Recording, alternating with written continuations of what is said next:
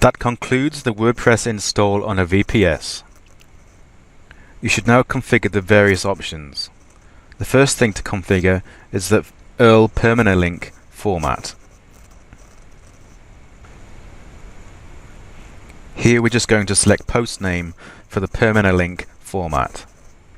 You also should fill in the category and tag base names. Prefix.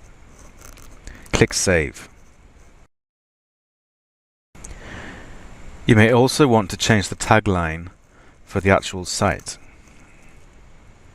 Do this in General Settings under Tagline.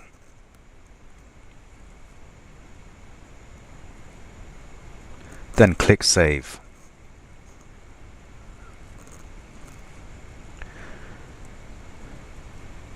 Within Appearance and Themes, you can also choose a theme or install one of your own choosing.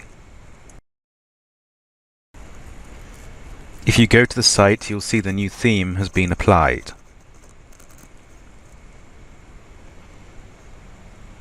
Lastly, you may want to delete the included posts and add your own placeholder post instead. Here we're just adding a dummy post and some dummy data.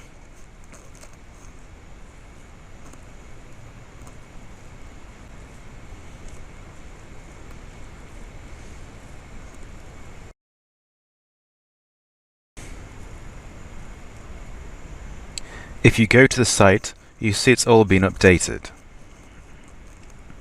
with the new post information. Now if you log out and visit the original VPS IP, you will see everything's been completed and installed, and the new post and theme is displayed.